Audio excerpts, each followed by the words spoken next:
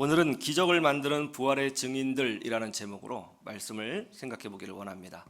한번 따라해 보세요. 기적을 만드는 부활의 증인. 기적을 만드는 부활의 증인. 선배 목사님들이 많이 해주셨던 말씀 중에 하나가 목사는 좋은 의자를 사야 한다는 것이었어요. 왜냐하면 많은 시간을 책상 앞에서 보내다 보니까 좋은 의자를 사야 허리에 무리가 가지 않는다는 것입니다. 그런데 저는 선배 목사님들의 조언을 무시했습니다. 왜냐하면 제가 젊고 힘이 항상 넘치기 때문에 아무 의자에 앉아도 괜찮을 거라 그런 생각을 했습니다. 그런데 이것은 저의 교만이었습니다. 최근에 제 허리가 안 좋아졌어요. 그래서 급하게 좋은 의자를 구매하게 되었습니다. 그런데 의자를 구매하려고 보니까 의자 종류가 너무 많아서 어떤 것을 사야 할지 잘 모르겠더라고요. 그래도 이것저것 살펴보면서 결국 의자 하나를 선택하게 되었고 구매하게 되었습니다. 그런데 제가 많은 의자 중에서 이 의자야 하고 이 의자를 선택한 이유가 뭔지 아세요?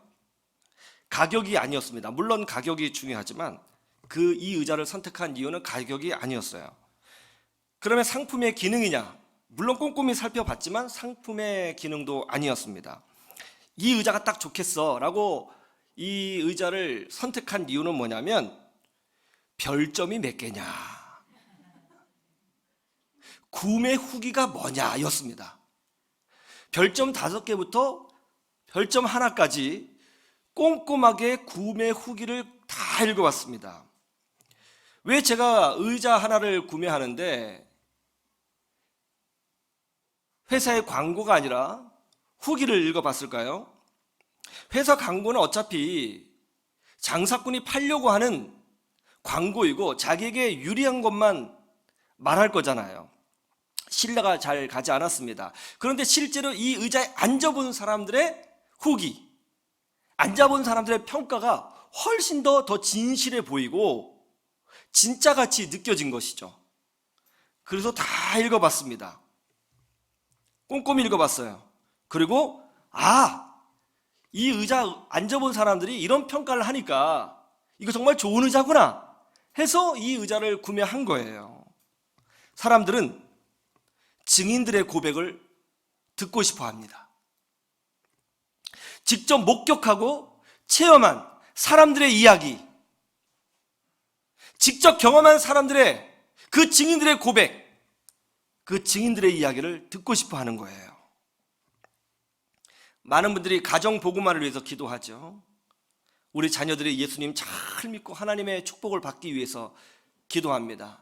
남편이, 아내가 예수 믿고 하나님의 은혜를 누리고 함께 천국 백성 되면 좋겠다, 그렇게 생각을 합니다.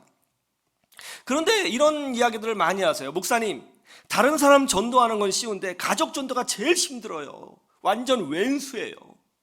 가족 전도가 제일 힘들어요. 어떻게 복음을 전해야 할지 모르겠다는 것입니다. 어떻게 전하면 될까요?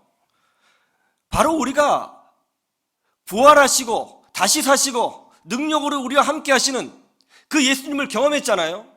그 경험한 것을 증인으로서 말해주면 되는 거예요. 체험 후기를 말해주면 되는 것입니다. 교회를 다녀야 한다고 강요할 필요가 없습니다. 예수 안 믿으면 지옥 간다고 윽박 지를 필요가 없어요. 다만 우리가 경험한, 우리가 만난, 우리가 체험한, 우리가 느낀, 우리가 누린 그 예수님이 얼마나 좋으신 분이신지, 내 삶을 얼마나 놀랍게 바꾸어 놓으셨는지, 나에게 얼마나 놀라운 능력과 기적을 주셨는지 그것을 증인으로서 고백해주면 되는 것입니다. 그러면 기적이 일어납니다. 그러면 하나님이 일하시기 시작하시는 거예요. 그러면 증인으로서 고백을 어떻게 보여주면 될까요? 어떤 걸 보여줘야 되나요? 첫 번째로 오늘 말씀에 그것이 나와 있어요. 희망을 선포하는 증인이 되라는 것입니다. 한번 따라해 보세요. 희망을 선포하는 증인이 되라. 우리 아까 읽었지만 다시 한번 보죠. 46절에서 48절 누가복음 24장 46절에서 48절 시작. 또 이르시되 이같이 그리스도가 고난을 받고 제3일에 죽은 자 가운데서 살아날 것과 또 그의 이름으로 죄사함을 받게 하는 회개가 예루살렘에서 시작하여 모든 족속에게 전파될 것이 기록되었으니 너희는 이 모든 일에 뭐라고요? 너희는 이 모든 일에 뭐라고요? 증인이에요. 예수님이 분명히 말씀하셨어요. 너희는 이 모든 일의 증인이다. 그런데 이 모든 일이 뭐예요? 예수님께서 고난을 받으시고 제3일에 죽은 자 가운데서 살아나신 일, 그 사건의 증인이라는 것입니다. 예수님의 죽음, 이것은 제자들에게 큰 충격이었습니다. 절망이었습니다. 아픔이었습니다. 모든 희망이 붕괴되는 사건이었어요. 예수님의 제자 중 2명은 예루살렘을 떠나 엠마오로 떠나갔습니다. 얼마나 크게 실망했는지 예루살렘을 등졌어요. 주님의 흔적이 있는 그 땅을 버리고 엠마오로 떠났습니다. 너무너무 크게 실망해서 말이죠. 예수님이 죽으시다니 어떻게 이런 일이 있을 수 있는가? 그런데 어떤 일이 벌어졌어요? 예수님은 죽은 지 3일 만에 부활하셨습니다. 이 부활 사건은 예수님의 제자들에게 강력한 희망의 능력이었습니다. 용기가 되었습니다. 믿음의 확신이 되었어요. 그래서 어떤 일이 벌어졌죠? 엠마오로 떠나가던 그 제자가 다시 예루살렘으로 돌아왔어요. 그리고 예수님의 제자들은 순교를 두려워하지 않고 천국을 바라보며 복음을 힘있게 전할 수 있게 되었던 것입니다. 사람에게 희망이 있으면 절대로 무너지지 않아요. 왜 사람이 자살하고 싶어요? 왜 인생을 끝내버리고 싶어요? 열받아서요? 그렇지 않습니다. 사람이 인생을 끝내고 싶을 때, 죽고 싶을 때 언제냐? 희망이 보이지 않을 때 그러는 거예요. 희망이 보이잖아요. 이 고통이, 이 아픔이 계속될 것 같은 거예요. 아무리 살아봐도 이 굴레가 영원할 것 같은 거예요. 벗어날 수 없을 것 같은 거예요. 그럴 때 끝내고 싶은 거예요. 어린 왕자를 쓴 생텍쥐베리가 이런 말을 했죠. 사막이 아름다운 것은 어딘가에 샘이 숨겨져 있다고 하는 희망이 있기 때문이다. 사막에 누가 들어가요? 오아시스가 없습니다. 샘이 없어요. 마실 물이 없어요. 그 엄청난 사하라 사막 누가 들어갑니까? 들어가면 다 죽어요. 아무도 안 들어가요. 그런데 사람들이 낙타를 타고 사막에 들어가요. 이유는 뭐예요? 어느 지점에 가면 오아시스가 있다. 그것을 알기 때문에 들어가는 것입니다. 희망이 있기 때문에 들어가는 것이죠. 그러니까 50도가 넘는 그 뜨거운 태양 속에서도 터벅터벅 걸어서 오아시스로, 샘으로 걸어가는 거예요. 우리 인생이 사막 같습니다. 그런데 인생에 희망의 샘이 없어요. 그러면 다 좌절하고 무너지는 거예요. 그런데 희망의 샘물이 있습니다. 희망의 오아시스가 있어요. 그러면 버텨내는 거예요. 그러면 참아내는 거예요. 참아낼 뿐이겠어요? 희망이 있는 사람은요, 꿈을 꿔요. 꿈을 꾼다고요. 일어난다고요. 싸운다고요. 승리한다고요. 우리가 누구입니까?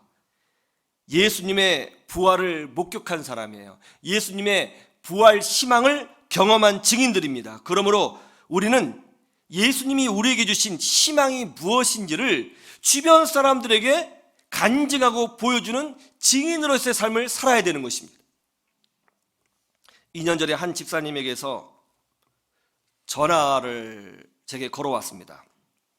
전화가 왔어요. 제가 교육전도사 때 그 중고등부를 섬겼는데요. 그때 당시에 중고등부 부장 집사님이셨어요. 정말 오랜만에 저한테 연락을 해주신 거예요. 너무 반가워서 집사님 정말 오래간만이네요. 제 전화번호 어떻게 알았어요? 막 이렇게 흥분해서 이제 인사를 했는데 뜻밖에도 그 집사님의 목소리는 매우 어두웠습니다. 목사님, 깜짝 놀랐어요. 집사님, 무슨 일 있어요? 왜 그래요? 제가 오랜만에 전화해서 이런 말씀드리기 너무 죄송한데요. 제가 암에 걸렸습니다. 3기랍니다. 목사님 기도해 주세요. 굉장히 밝은 그런 집사님이셨는데 그러면서 집사님이 제게 그래요. 목사님이 극동방송에서 소망의 기도 인도하는 거 제가 종종 들었습니다. 병원에 가서 암 진단을 받으니까 딱 목사님 생각이 났어요. 목사님 기도해 주세요. 그래서 제가 부활의 희망을 선포했습니다. 집사님, 이 질병은 지나가는 질병입니다. 집사님, 이 질병은 집사님 인생의 종착역이 아닙니다. 이거는 지나가는 것입니다. 믿음으로 한번 기도했으면 좋겠습니다. 제가 기도하겠습니다. 하나님께서 집사님 치유해 주시고 하나님 나라를 위해서 사용해 주실 것입니다. 제가 그런 믿음을 가지고 선포하고 기도할 테니까요, 집사님 낙심하지 마시고 같이 기도하시죠. 제가 희망을 던져주었습니다. 그때 집사님이 그래요. 지나가는 고난이 될 줄로 믿습니다. 이거 지나가는 거 맞죠? 그래서 또 한번 되물으니까 또 가슴이 또 철렁하더라고요. 그래서 그것도 어떻게 해요? 아멘! 맞습니다. 그랬죠. 한 1년 뒤에 물론 중간중간 연락을 했지만 연락이 왔어요. 목사님 완전히 치유받았습니다. 여러분, 우리는 치유자가 아니에요. 저도 치유자가 아닙니다. 하나님께서 이 질병을 치유해 주실지 안 해 주실지 아무도 모릅니다. 해 주실 수도 있고 안 해 주실 수도 있습니다. 그러면 우리는 어떻게 해야 되나요? 치료를 해 주실지 안 해 주실지 그건 우리 일이 아니잖아요. 하나님이 하실 일이잖아요. 우리가 할 일을 우리가 하면 되는 거예요. 우리가 할 일은 뭐예요? 하나님께서 해 주실 줄로 믿고 희망을 선포하고 기도하는 거예요. 우리는 그거 하면 되는 거예요. 주권은 하나님께 있으니까 잘 몰라요, 우리는 결론을. 그러나 우리가 해야 할 일을 하면 되는 거예요. 희망을 선포하고 믿음으로 전진하면 되는 것입니다. 여러분, 이 세상은 참된 희망을 알고 싶어 합니다. 경험하고 싶어 해요. 그러나 가만히 보세요. 이 세상은요, 참된 희망이 없습니다. 어떤 사상, 이 땅에 수많은 사상들이 있어요. 유교 사상도 있고요, 성리학도 있고요, 이런저런 사상들이 많습니다. 이런 사상에 희망이 있어요? 정치에 희망이 있습니까? 기업에 희망이 있습니까? 교육에, 세상 교육에 희망이 있습니까? 참된 희망은 바로 오직 예수님 뿐인 줄로 믿으시기를 주님의 이름으로 축원합니다. 그러므로 우리는 희망을 선포하는 증인들이 되셔야 하는 것입니다. 세상 사람들은 안 된다, 할 수 없다, 끝이다, 마지막이다, 이 고통이, 이 눈물이 영원히 계속될 것 같다, 그렇게 이야기한다 할지라도 우리는 봐라, 예수님이 죽으셨을 때 다 끝날 줄 알았다. 그런데 하나님이 주 예수 그리스도를 죽은 자 가운데서 다시 살리셨다. 이것이 하나님의 능력이다. 하나님은 다 끝났다고 생각할 그때에 우리에게 희망의 문을 열어주시는 분이시다. 그렇게 선포해야 되는 것입니다. 그러면 우리의 선포를 우리 주님 들으시고 기적을 만들어 주시는 것입니다. 이 믿음으로 승리하시기를 주님의 이름으로 축원합니다. 두 번째, 하나님의 생각을 말하는 증인이 되어야 한다는 거예요. 한번 따라해 보세요. 하나님의 생각을 말하는 증인이 되라. 오늘 말씀해 보면 예수님의 비전, 예수님의 목적, 예수님의 크신 생각이 나와요. 어디죠? 47절. 예수님이 뭐라고 말씀하셨어요? 또 그의 이름으로 죄사함을 받게 하는 회개가 예루살렘에서 시작하여 누구에게? 모든 족속에게 전파될 것이라고 하셨습니다. 여러분 생각해 보세요. 지금도 모든 민족, 모든 나라를 내가 다 가본다, 쉬운 일이 아니죠. 굉장히 큰 개념이에요. 우리가 어떻게 이 세상에 있는 모든 민족을 다 만나겠어요? 중국에만 해도 수천의 소수 민족이 있지 않습니까? 그런데 예수님은요, 2000년 전에 비행기도 없고 심지어 자전거도 없는 그 시대에 모든 민족의 개념을 제자들에게 말씀해 주셨다는 거예요. 이거 얼마나 큰 생각이에요. 옛날에는 우리 신혼여행 가면 제주도 갔잖아요. 경주 가거나, 어떤 사람은 또 한강으로 오더라고요. 지방에 있는 사람들은. 비행기 타는 거 큰일이었어요. 그런데 2000년 전에 말이죠. 하나님은요, 생각이 크신 분이에요. 그래서 이사야서 55장 8절에서 9절에 보면 이런 말씀이 있죠. 이는 내 생각이 너희 생각과 다르며 내 길은 너희 길과 다름이니라. 여호와의 말씀이니라. 이는 하늘이 땅보다 높음 같이 내 길은 너희의 길보다 높으며 내 생각은 너희의 생각보다 높음이니라. 아브라함이 하나님의 부름을 받을 때가 75세였습니다. 그에게는 자녀가 한 명도 없었습니다. 그 당시에 자녀가 없다는 것은 실패한 인생의 상징이었고 저주받은 인생의 상징이었습니다. 아브라함도 스스로를 그렇게 생각했을 것입니다. 그런데 하나님께서 뭐라고 말씀하셨어요? 내가 너로 큰 민족을 이루고 내게 복을 주어 내 이름을 창대하게 하리니 너는 복이 될지라. 땅의 모든 족속이 너로 말미암아 복을 얻을 것이니라. 하나님은 아브라함에게 하나님의 큰 생각을 보여주셨습니다. 요셉은 12명의 아들 중에 11번째 아들이었습니다. 형들 사이에서 작은 자에 불과했습니다. 더구나 요셉은 어린 나이에 어머니 라헬을 잃었습니다. 어머니의 사랑을 느끼지 못하고 성장했어요. 어머니의 손길을 알지 못하고 성장했습니다. 외롭게 성장했어요. 눈물 가운데 성장했어요. 형들은 이미 나이가 많았습니다. 형들의 구박을 받으면서 살았습니다. 요셉은 작은 자에 불과했습니다. 그러나 하나님이 어떻게 하셨어요? 그에게 꿈을 주셨죠. 하늘의 해달 별들이 요셉의 별에게 절하는 꿈이었습니다. 이 꿈은 단지 요셉이 한 가정의 리더가 된다는 꿈이 아니었어요. 하나님은 요셉을 온 세상의 총리로 세워주셨던 것입니다. 기드온은 겁쟁이였습니다. 농사지은 곡식을 미디안 족속에게 다 빼앗길 것이 두려워서 숨어서 곡식을 떨었습니다. 정말 겁이 많은 사람이었고요. 작은 자에 불과했습니다. 그런데 하나님의 천사가 나타났어요. 기드온에게 뭐라고 말했습니까? 큰 용사여, 여호와께서 너와 함께 하시도다. 다윗은 막내 아들이었습니다. 다윗의 아버지 이새는 다윗을 무식하고 못생긴, 한마디로 말해서 남들에게 보여주고 싶지 않은 부끄러운 자식이라고 여겼어요. 다윗은 어머니의 사랑도 아버지의 사랑도 받지 못하고 자랐습니다. 부모에게 버림받고 부모에게 사랑받지 못하고 자란 아이들은 자신감이 없어요. 눌려 있습니다. 그런 아이들은 소심해져요. 그런데 어느 날 사무엘 선지자가 찾아왔습니다. 그러더니 부모에게도 인정받지 못한 다윗을 일으켜 세우더니 머리에 기름을 붓고 이렇게 선포합니다. 주 여호와께서 이 아이와 함께 하시고 장차 이 나라의 왕으로 세워 주실 것입니다. 예수님의 제자들은 갈릴리 총구석 어촌의 어부에 불과했습니다. 배우지 못한 사람들이었죠. 그런데 예수님이 그 제자들을 찾아오셨습니다. 나를 따르라. 내가 너희를 사람을 낚는 어부가 되게 하리라. 그러므로 이렇게 말씀하셨죠.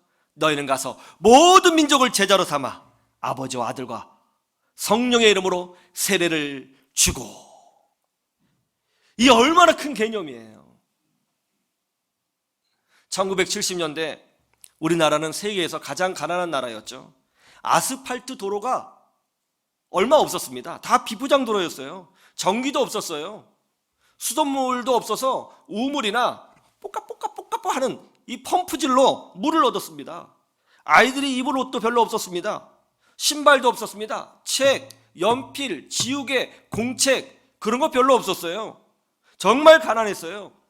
그런데 그때 우리 어머니들이 교회 그 참 마룻바닥에서 무릎을 꿇고 기도하기 시작했지요. 하나님, 우리 자녀들을 축복해 주셔서 세계 모든 민족 위에 뛰어나게 하시고 머리가 될정정 꼬리가 되지 않게 하여 주시오며 나가도 복을 받고 들어와도 복을 받게 하여 주시옵소서.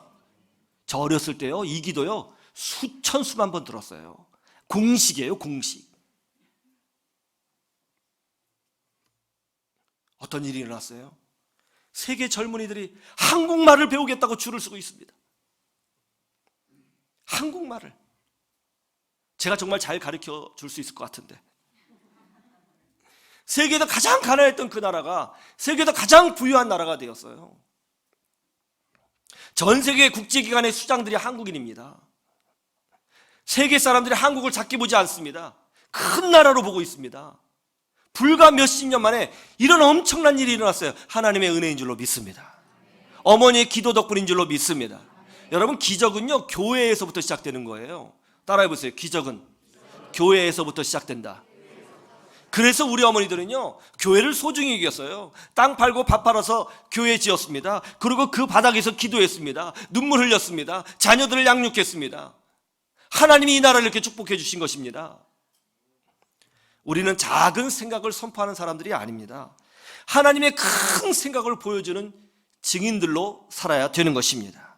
그러면 세상들이 충격받습니다. 어떻게 그런 생각을 할 수 있느냐? 어떻게 그런 과감한 생각을 할 수 있느냐? 어떻게 그런 큰 생각을 할 수 있느냐? 세상이 충격받는 거예요. 그럴 때 하나님의 영광이 드러나는 거예요. 그럴 때 세상 사람들이 주의 은혜를 알게 되는 것입니다. 여러분들을 통해서 그런 역사가 일어나기를 주님의 이름으로 축원합니다. 세 번째, 우리는 어떤 증인이 되어야 되느냐? 내가 받은 사랑을 고백하는 증인이 되어야 한다는 것입니다. 따라해 보세요. 내가 받은 사랑을 고백하는 증인이 되라. 47절에 보니까 죄사함을 받게 하는 회개가 모든 족속에게 전파된다, 이렇게 되어 있죠. 죄사함의 핵심이 뭐죠? 죄사함, 바로 예수 그리스도의 십자가죠. 예수님의 십자가가 우리의 죄를 용서해 준 거잖아요. 그런데 예수 그리스도의 십자가는 어떤 의미예요? 희생, 용서, 사랑이죠. 희생, 용서, 사랑. 제가 전에도 말씀을 드렸지만 최성규 아나운서의 간증이 좋은 예가 될 것 같습니다. 여러분, 최성규 아나운서 잘 아시죠? 전국 노래자랑, 또 무엇이든 물어보세요, 뭐 등등 수많은 프로그램을 진행했던 한국 최고의 아나운서 아니었습니까? 이분이 대학교 때요 불교 회장을 했다는 거예요. 그리고 아주 지독한 안티 기독교인이었다고 고백합니다. 주변에 기독교인이 있으면요, 또 후배 중에 기독교인이 있으면 인간 취급도 안 했다는 거예요.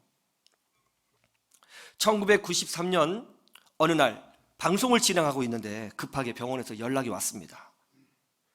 3살 된 딸아이가 교통사고로 거의 죽게 되었고 지금 강남 성모병원에 있다는 것입니다. 아이가 놀이터에서 놀고 있었는데 트럭이 후진하다가 아이를 탁 치고 탁 쳤어요. 아이가 넘어졌는데 뒷바퀴로 깔고 넘어갔습니다. 뭐가 덜컹하면 멈춰야 되는데 운전기사가 이거 뭐지? 하면서 다시 앞으로 전진했어요. 2번 깔렸습니다. 3살 된 아이는 납작하게 눌렸고 거의 생명을 다한 상태에서 병원에 옮겨졌습니다. 이 말을 듣고 너무 놀라서 택시를 타고 병원으로 달렸습니다.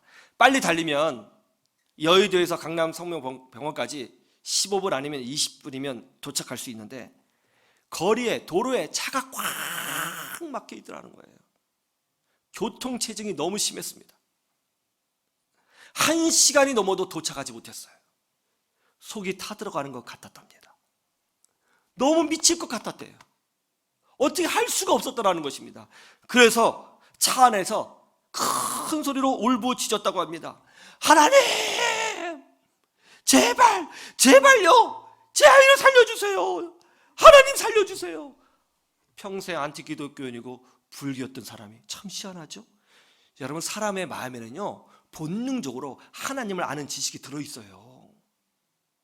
다 알고 있습니다. 하나님 살려주세요, 제발.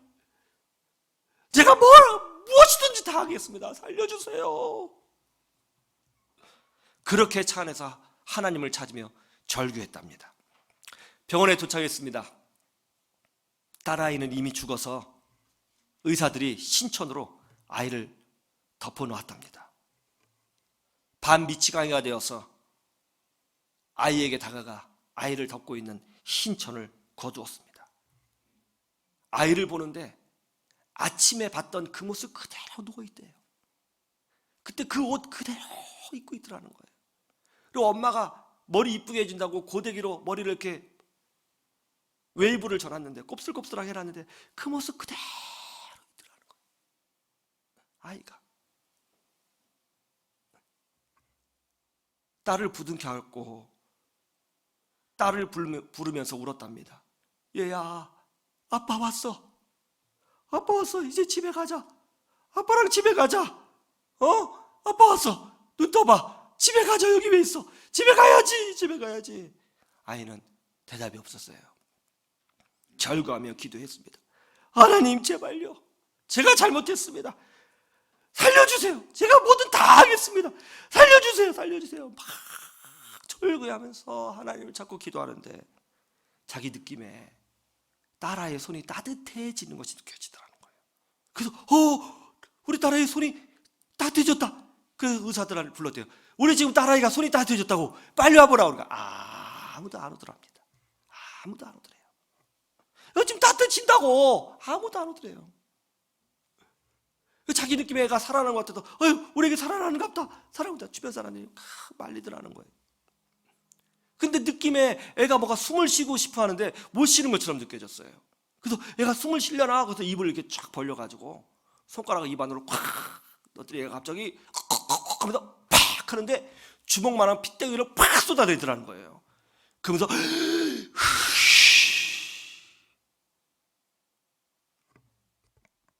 조금 이따 눈을 뜨더니 아빠 하더라는 거예요. 애가 살아난 거예요. 최성교 아나운서는 늘 고백합니다. 안티 기독교인이었던 나 같은 사람을, 하나님을 대적했던 나 같은 사람을, 이런 죄인을 하나님은 그럼에도 품어주시고 용서하시고 기회를 주셨습니다. 우리 하나님은 그런 분이셨습니다. 최성규 아나운서, 이분 현재 기독교 방송인 CTS에서 내가 매일 기쁘게를 진행하고 계시죠. 여러분, 하나님은 사랑이신 줄로 믿으시기를 주님의 이름으로 축원합니다. 세상은 참된 사랑을 갈구하고 있습니다. 우리가 그 사랑의 증인이 되어야 하는 것입니다. 그러면 여러분을 통해서 한 영혼이 돌아오고 하나님의 기적이 나타나는 역사가 일어나게 되어 있는 것입니다. 여러분 다 하나님의 사랑을 받으셨죠? 경험하셨죠? 체험하셨죠? 느끼셨죠? 그리고 지금 누리고 계시죠? 그것을 고백하시면 되는 것입니다. 그러면 기적이 일어납니다. 이 부활의 기쁨이 여러분 삶 가운데 넘치기를 주님의 이름으로 축원합니다. 축원합니다.